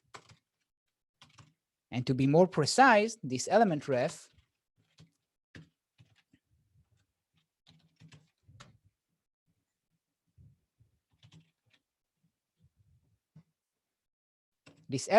going to be a comment. You see it right here in my console. So if I want to tell the framework, hey, I just want you to treat this as an anchor, as a place, as a bookmark, where I can bookmark. I don't think bookmark. I wouldn't use this bookmark. Think about it as an anchor. It's just a placeholder. I want to use this element, which is ng container, but it could be a div. I just don't want to use a div. I want you to treat this as a view container ref, just as a place where I can create views and attach to it, because I want to attach views right here in this place. So we'll take the exact same code. I don't need the host element right now. I don't need the view container. Actually, I don't need the constructor, all right? Now I can do this. Oh, sorry. Yeah, I was about to say, I'm gonna get here an element ref, but I want to tell Angular now, please take this element ref and treat it as a view container ref. Because I don't need reference to the element. I just need a reference to this place right here so I can attach views into it and manage those views. So now I'm going to take this container, create embedded views out of this template. And if we go back to the elements now, I know exactly where it's going to render. It's going to be inside my app root, inside my div. Here is the H3 attached to this comment. Cool. So just as a very quick example right now that summarize this part, and then we're going to move to this portal implementation that are promised on the description. This kind of code considered to be rendering logic. Why? Because I'm manipulating the structure. There is another kind, which is like manipulate properties. That's not what I'm doing right now. And actually, there's a different class to it. That's the renderer too. But right here, this is logic for manipulate the structure. So I don't want to put it inside of my component. I can, and that's totally valid. If you write this code inside of a component, there's nothing wrong with it. A component class in Angular extended directive class. That's good, but we like separation of concerns. That's the power of Angular. We like to take this manipulation logic and just encapsulate it inside a directive to keep our component very declarative. So what I'm going to do now, I'm going to create a directive.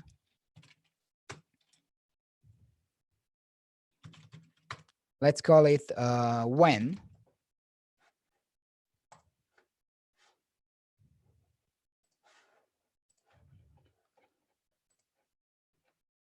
And what I'm going to do is this. Here, I'm going to open the when directive that I just created.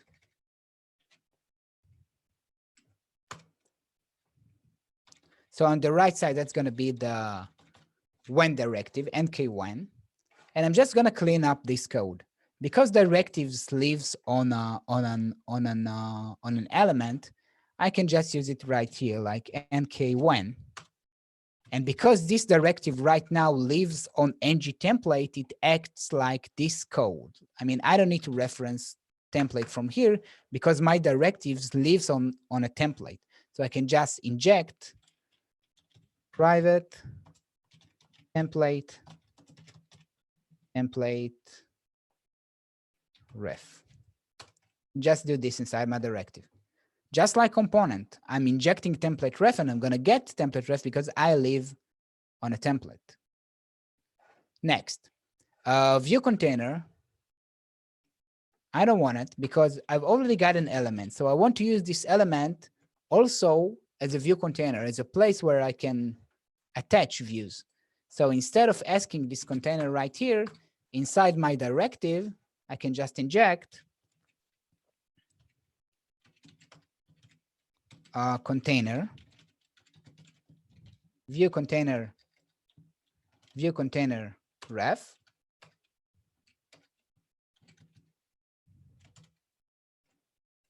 What do you want from me? This zoom is too zoomy. Let's see what we can do with it in a second. And then I can take this code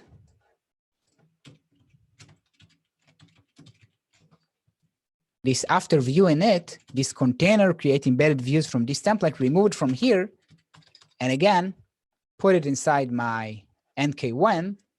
This time I don't need after viewing it, after implementing on init, that's good enough because this directive sits on an element. So if this element was rendered, you will know for sure that the view is ready. to use. So I'm going to implement on init here and just paste this container, create embedded view from this template. Now let's see what I did wrong. View container is not generic. You're right. So basically that's the point. So let's see if it works. It is, all right? So we implemented our own ngIf. I'm gonna stop here because that's not the focus. We're not gonna implement our own directives, but it is important to me to show you why, although you can write this code inside the component and it's totally okay. And if I'm never gonna reuse my structure logic, my NK-when, nowhere. So I'm not extracting it into directive because I want to reuse it. I'm extracting it, this logic, this structure logic inside a directive because I want to clean up my component and basically maintain two classes. One of them gonna be focused on how presentation logic, how it looks like. And the other one, the directive class, gonna contain all the logic of how to manipulate the code. So app component clean. You wanna take it a step further, you don't want to create a template by yourself.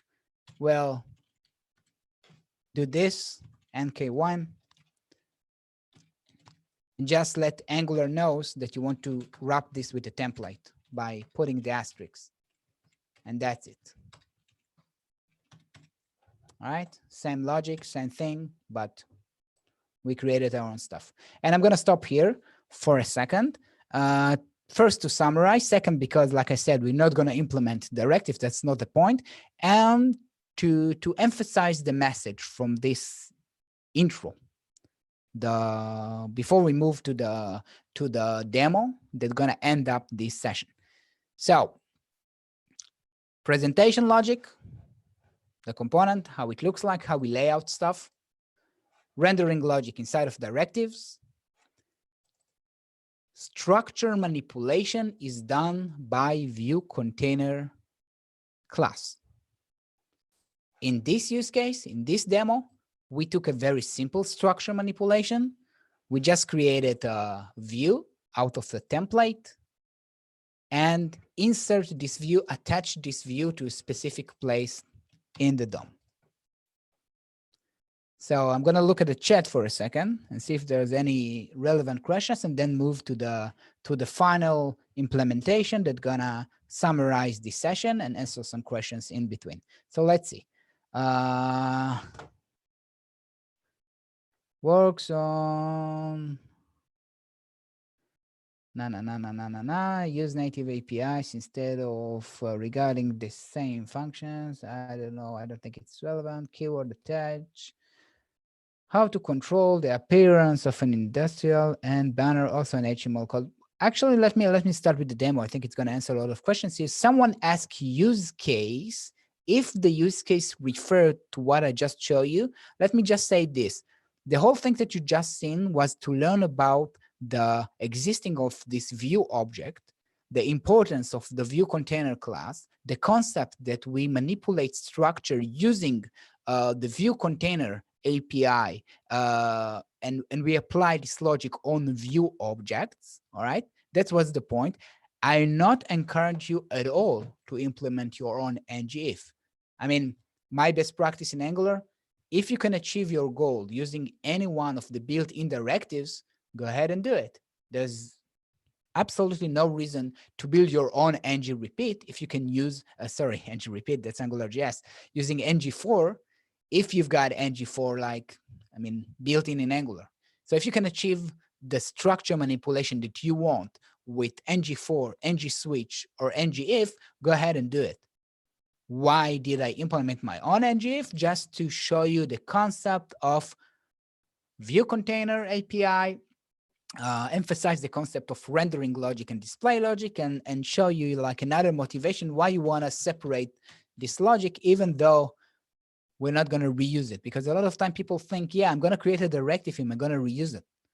But that's, I mean, for me, I just like to keep my components clean and focus on data, which I don't have here, and how it looks like, and put all of my logic inside of directives. All right, cool.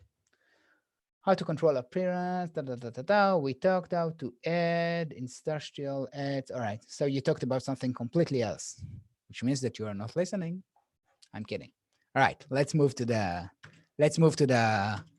final example, like the huge demo, which is not that huge, but it's going to be fun. And then I'm going to answer some questions. We're going to summarize, and we're probably going to meet you again soon, but let's not spoil the surprise. All right, cool. Let me open up valid use case for this knowledge. So I've got another project running here, which seems that it's just not running yet. Give me a second. I don't know what's going on. I don't need this. 4,000. All right, here you go. Actually, that's localhost 4,000. All right. So I mean, we talked about, the whole concept. We implement our own directive. That's nice. Now let's take this into a real world, like advanced example. All right, where it's important. Look at this page for a second. I created this very lightweight demo, but it's trust me, it's based on real world use cases, because almost every app I had a chance to build or be involved in designing and implementation was kind of a dashboard where you got different areas on your screen. Now it can be, traditional, like you're seeing right now, sidebar, header, navbar, that's cool, but it can be a lot more complex, maybe an online editor or like different zones. That's not the point. Let's see what we got here. We've got a simple layout, navbar and footer and sidebar. We've got 3 different pages. Each one of those pages, this content, is represented by a component. Let's check let's look of how it was implemented. I kept it very, very clean to focus on our main goal. All right. So, okay, this is my app component. So as you can see here, I've got some structure, and I've got just separated, broke down the layout into different components. I've got a sidebar, which is its own component. I've got the navbar, another component. Here inside my main area, I've just got a router outlet because I'm gonna render my pages right in here. And right here, I've got a footer component. Each one of those components is just encapsulate some presentation logic. So this is the footer. So as you can see, it's just, some CSS classes and structure and footer content. That's what you see right here, down here, footer content. Header, the same thing, a lot of markup, but by the end of the day, just navbar actions. That's what you see right here. And sidebar, just templates, just rendering logic, and I've got some router links here. That's it, all right? All right, cool. I've got a routing module, simple routing, home, render the home component, the projects component, or the profile component. The most important thing that I like you to notice right now is that, we're rendering, restructuring, we've got just one layout component. So the navbar, the footer, the sidebar, I'm defining it just in one place, which is the app component, my layout. This is the page layout. This is like the dynamic part. Each one of the pages is represented by a component which doesn't do anything at all, all right? So here I've got a home component, I'm just rendering some title here. Same for the profile component. Same for the project component. So now let's dive into the actual implementation of what I want to build, all right? Just give me a second. I want to rearrange my screens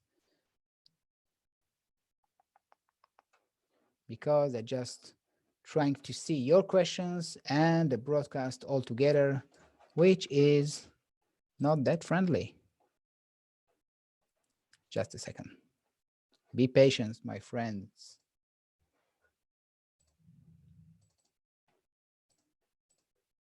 It's very, very important to keep all the stuff well arranged. All right, cool. So what I wanted to, what I want to achieve, what is my real use case that I'm keep talking about? Every page wants to render a very specific context-aware pieces of information to the UI in different places. Let me put it in another words. When I'm inside a project page, I want my header to show an action right here that's relevant to the project page.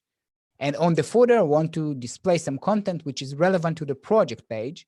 And on the sidebar, I want to create an extra link only when you're on the project page. When I'm on profile page, for example, I want the header to display a logout, maybe, or create or update or edit, something relevant to the profile page. I want the footer to give you links to things that related to profile. And maybe I want to add an extra nested navigation on the sidebar that's relevant to profile. Now, there is a lot of way to implement this. Basically, I can create a dynamic header or just re-render the header for every page to display different content. Same for the footer, same for the sidebar. Maybe I can make my navbar or my footer a little bit more, smart, and just use some service somewhere, and and put some ng ifs here, and if you're on the homepage, do this or do that or any other stuff. But the way I see it, every component should be responsible for its own logic. So the button that I want to create should exist, the profile buttons, the profile action should exist inside a profile component. It should not exist on any other components. Cool. So basically what I want to do, let me start like from the end. I want to do something like this. I want to create an ng template here. And for example, this is the profile page. Here I want to create a button. Let's make it nice. Like BTN, danger, create profile. And I want the profile component, I want this template to be rendered on the navbar, somewhere else, but it should be here. Why it should be here? Because the logic that it's actually performed, like create, belong to this component. Let's do alert here. So I keep everything close. So my profile component should take this template and render this button on the header. And on the footer, for example, you know what? I'm going to take the same code, the same template, and I'm going to go to my project page. And on my project page, I want to do the same thing, but this one going to be create project. Alert, create project. Create project. And actually the project's going to display something on the footer. So here I'm just going to put footer message footer stuff from projects component. So this is what I'm trying to achieve. Each component is responsible for implementing their own pieces, but those pieces should be rendered on different places. And I want to keep everything decoupled. I don't want the header to know anything about any of those internal components. Cool. So the first thing that I'm going to do, which sometimes is a surprise for some people, let's take this, let's call this a portal or teleportation or something cool, because we're rendering stuff in different places. I'm going to call this portal. Actually, I can just call it services, because I'm going to put it, you know what, change my mind. Let's call it portal or portal. All right, cool. The first thing that I'm going to do, I'm going to create a service. And this is might be a little surprise for some people. Let's call this service. This is going to be the teleport TS.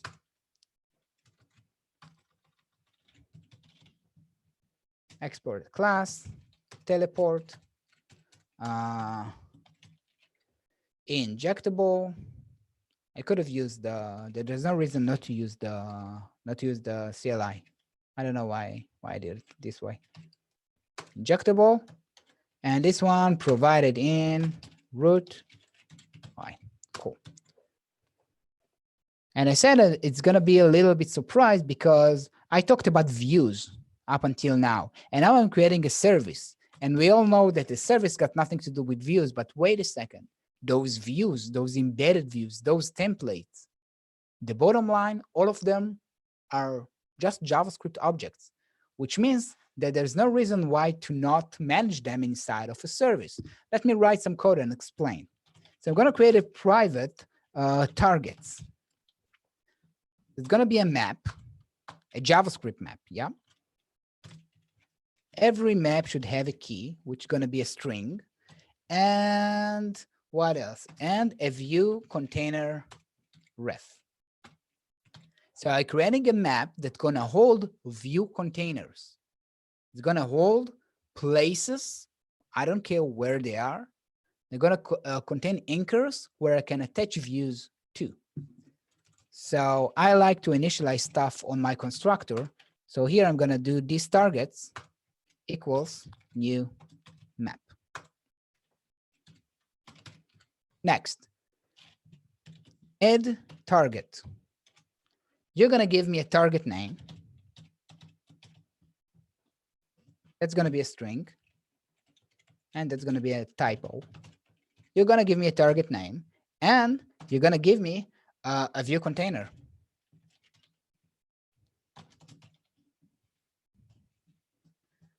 And what I'm going to do, I'm just going to take these targets and I'm going to add, I'm going to set, because it's a map, under the name that you provide me, the view container that you provide me. That's it. Just a simple method. When you call this method, give me a view container, give it a name. I'm going to save it in my map. Next, if I've got add, I want to be able to clear, to remove something from my map. I can call it clear or clear target, maybe, because you're going to give me a target name. A target name. What I'm going to do, I'm going to go to this. Actually, I'm going to do it a lot. Let's create a helper method that help me check if something exists. Get target. I'll show you in a second. Get target. That's going to be target name. I'm creating this because I'm going to do it a lot. That's going to return me a view container ref. And what I'm going to do here, I'm going to return this targets has, and if you've got the target name, I'm going to return you this target get the target name or no. I just created a simple helper because we're gonna check in this map a lot of time if I've got a specific target. All right. Next. So now when I want to clear something, first I want to do get target. And if I've got something here, I'm going to clear it. And it's shouting at me because I didn't provide the target name. All right. So look at this. Guys, there is no magic here. If you put aside the fact that we're dealing with view containers, look at this plain service. Create a map, add target, give me a string, and give me a view container. I'm going to put it in my map. If I'm want to clear a specific target from this map, I'm going to check if that exists. That's the reason I created this get target. I'm checking has target name, and I'm just going to clear it. And the most important method, I'm going to call it attach. If you give me a target name,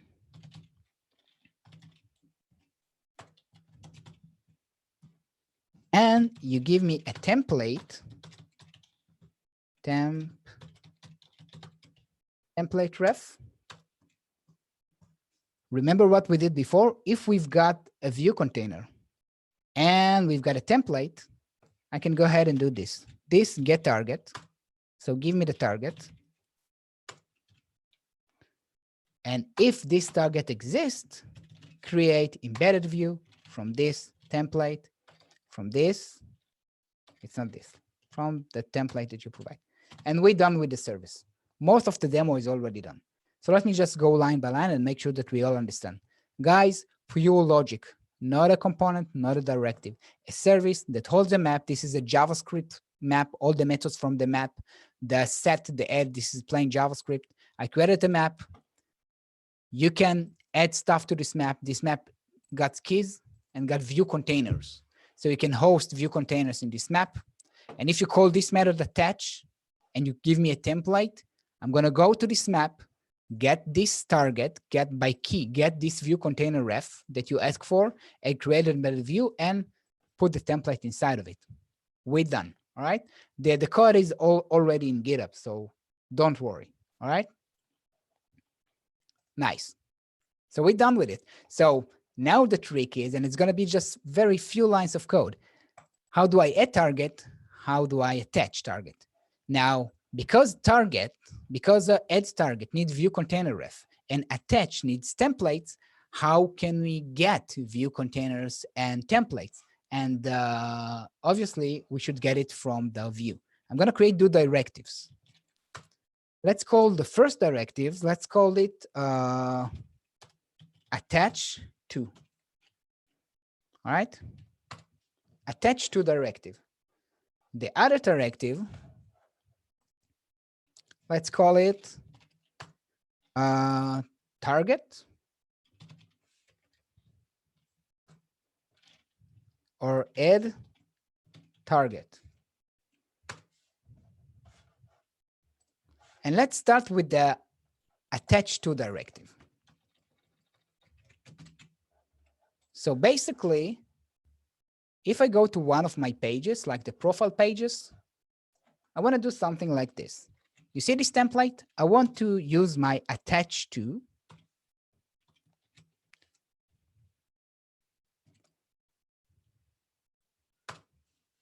Actually, I don't even need, it doesn't have to be dynamic. I want to use my attach to, and I want to attach this. Where do I like to attach it? Let's attach it to the header. That's what I want to do. So how do I implement this? Well, the truth is that we already did it. First, I'm getting an input here with the same name. So I'm going to use this. And that's going to be attached to, that's going to be the target name. The glue that holds everything together going to be my nice service, portal service. And the entire implementation of this going to be easy as this. Look how beautiful and clean. Hey, directive, take this portal service. All right, call add target. I need to pass, what do I need to pass to the target? Basically, a name and a view container. Now, TP attached to, oh, sorry, it's attached to. I don't need add target, I need attach, which is even much better. So what do I need to pass to attach? I need to pass to attach the name, which target I want to attach to. Well, I can get it from the input, like the header. So I'm going to attach to this target name, and I need to provide a template. But wait a second, my directives is on a template. So I can just use dependency injection and tell my directive, hey, I want template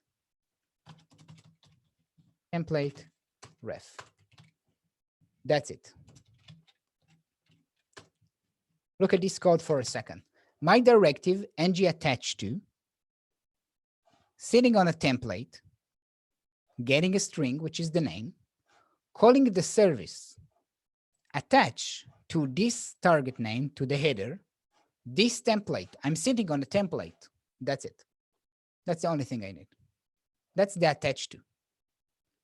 but that's gonna obviously that's gonna fail because there is no header in this map inside my service attach. All right, I'm doing get target, but no one registered this target. So let's see how it looks like from the other side.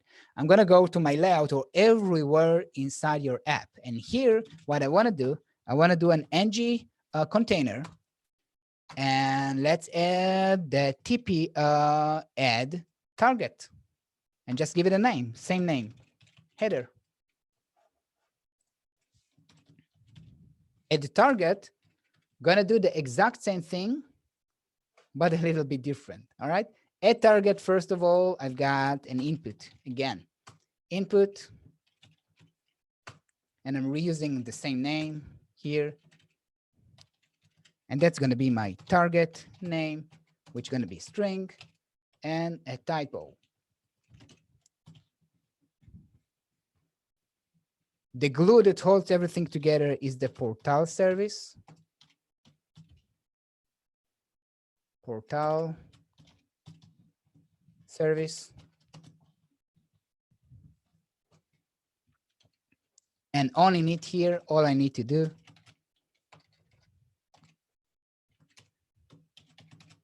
I think that most of you can guess what's going to happen. All right. I'm just going to do this portal service, add target, this target name. But the other one, he said, hey, but give me a view container ref. Well, my TP add target sitting right here on this element. So again, I can use di and say, all right, private view container ref. So treat this element that you're sitting on as a view container ref, because I need to provide this view container ref. And I'm done with this. So wait a second. If I go back to my browser right now, look, I'm on profile. I've got create profile, home. There's nothing. It still sticks there. And you know why it still sticks there? Because we're not cleaning this one up. So it's very important to call clear in some point, because this works. I can see it right here. Actually, if we start with home, it's probably not going to be there. But when we are in project, all right, now something strange going on here. I mean, we need to do it better. Maybe it wasn't profile. Where did I get it? Very strange behavior. All right, let's fix something. I want to go back to my attach to directive. And on init, I'm attaching, but it's very important to clean up after us. So let's implement on destroy and this portal service clear this target name. So when you call the attach, if you moved away from your view, just clean it up. Let's see if it works now. I just think that I put this attach in a completely different component. The navbar add a target header. Let's add another target, the footer. Let's take this code, and on my footer, I'm going to add another target. I'm going to call this footer. And let's go to my pages. So my profile component, here it is. That was my mistake. Profile. I'm attaching to the header, the create profile. And on my project components, let's use our TP attach to. And here I want to attach this to the header.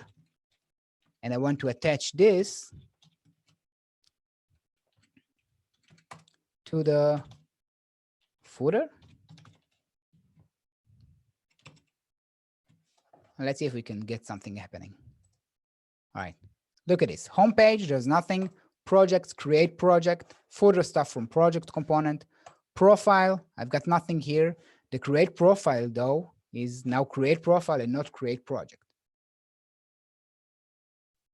Let's summarize what you're seeing right here. What you're seeing right here is a highly dynamic app, but something very interesting going on here. On every place in my app where I want to create an anchor, a view container that I can attach like different views to it, I added this code. add target footer. That's my component, add target. You can do as many as you like. Yeah, you can add target here, footer left, footer right, footer up, footer down, whatever you want. This directive, add target, sit on ng container, take this view container ref, call the service, and just add it to a global map. But the most important thing is this. Every component is responsible for its own things. It's just rendering it in different places. So the profile component doesn't know anything about the header component. It's called a directive, said attached to header, and this one going to appear on the header. The context is this component. You see this alert, which means that that works for projects, and that works for profile. So every component is responsible for defining whatever presentation, but whatever display element needs to be displayed, but it can attach it to everywhere. It's very, very dynamic. So I don't need to write anything outside of the project component if I just want to send the button to the header and send the message to the footer and maybe render another link to the sidebar. I'm completely free from writing a very complicated dynamic component in different parts. And obviously I didn't use any third-party library. I just used the knowledge that if you define view container, if you define a view container refs, you can attach views to them. And, and by the bottom line, it's all JavaScript. So there's nothing wrong with just handling this logic with a service like this. All right, let's look at some questions and then summarize and say goodbye. All right. What else? We can see the upper right. We can see the upper right corner. What? Which corner? My corner, right here.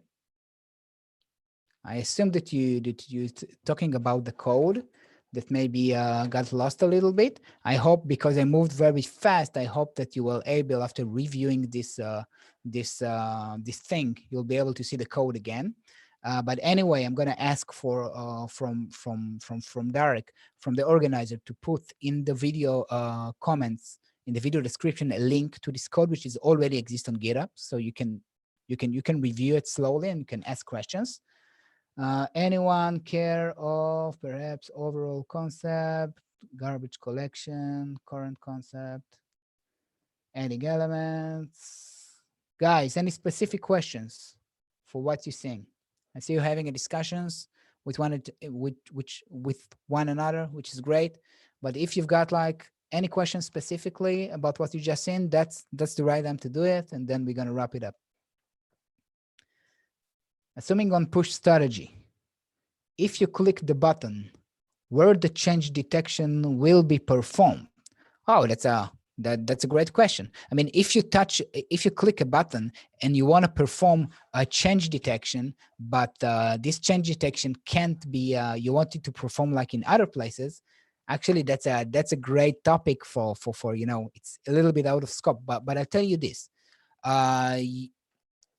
Every view that we create, you see this line, create embedded view? Every view that we create is implement change detection. So basically, if I want to take it, like if I want to write this code in a better way, I will take this template that you gave me, just like we did before, the template here. I'm going to create embedded view out of it. So I can have the view right here in my hand. And then I can do insert here. And then I can do view detect changes if that's what I want. All right. So that was a great question. And it just shows you that when you need this kind of power, if you want to run change detection on a specific view and you want to make sure that when you attach or do something or click on the button, you should use the view API, create your own view, insert it wherever you need. Actually, insert gonna return you a view ref. So even a better approach for this will be that, like this view, give me the result of this get target insert this template, and then I've got the insert this, not insert, it's not insert anymore. It's actually create embedded view, which gonna return me a view ref, or to be more precise, embedded view ref, and then I can call detect changes on it, because every view is a change detector. Hope that's answered your questions. Can you add Angular component to in ng template? Yes, yes, it's very flexible. We are aligned to ask. We are ask pronoun questions. I'm not sure I understand this. I'm not sure I understand the questions. If you can ask pronoun questions, because I'm not sure what pronouns mean. I can use Google Translate or get some help, or choose another words to tell me exactly what you mean. But if you mean like questions that don't regarding the, yeah, actually ask. Let's see if it's relevant. I'm gonna summarize, guys. It was like a long lecture. I really hope that you learned some new stuff. I really hope that I was be able to, to inspire your imagination, but more importantly, to expose you to show you how important it is to understand that all view concept and get rid of this thought of DOM elements and that we are restricted to a specific structure. Angular is dynamic, which that was the tip of the iceberg. We used some view containers and attaching some views, and look what we are able to achieve. I mean, a very dynamic app. And maybe for some people it looks a little bit like an overhead, but when you look at this again, look at those directives. I mean, very clean, very straightforward. Use services if you've got logic that you need to manage. Look at this service, very straightforward. By the end of the day, if there's one thing that I would like you to take from this lecture, the most important thing is that in Angular, we manipulate views. We are not manipulate the DOM, we manipulate views. To manipulate views, we've got a specific class to handle structure manipulation. This is the view container. And this is the most important thing out of this talk. There is no other way to implement, I mean, there are, but this is the valid and the one and only correct way to apply structure manipulation in Angular using view container ref and attaching, inserting, moving, reordering views. All right, all the built-in directives use it. Like Manfred, I got this opportunity to participate the workshops next month. I'm going to provide a full day workshop specifically on this topic. So Derek from NG Poland and all the rest of the stuff gonna publish the relevant links. If you find it interesting and you want to join me for a full day to really get into this one and mastering this whole abstraction, I'll be more than happy to see you. But if you don't, I'm here for you. Feel free to add comments to the video, ask relevant questions. Feel free to use my email if you find it interesting. If you've got a specific use case that you want to share, I'm here for you. Yeah. So I think that's gonna be it. No, Derek, you wanna take control and say goodbye to everyone? I'm just wanna thank you so much for this great presentation and great Q&A session. Thank you all for being with us at least 3 hours or something. Yeah. So that's amazing. That's really amazing. And Nir, thank you. Thanks to people like you and Manfred, this community is so amazing. So yeah, I'm very happy to have you here today. And yeah, so one more time, thank you so much. Yeah. Thank you all. I think Derek, we can speak for Manfred as well, because he had to walk away, but he is appreciated. There was a lot of people here, and I can speak for Manfred as well, I think, but by saying that we really hope that very soon this whole thing gonna end up and we're gonna meet again in person in our conferences, in Meetup, and hopefully next time face to face. Exactly. In So Poland. during these crazy times, we just organize the online meetups every 2 weeks. So we see each other in just in 2 weeks. We have Michael Hladky and David Millershen. And then we have some more people. So yeah, one more time, thank you all and see you next time.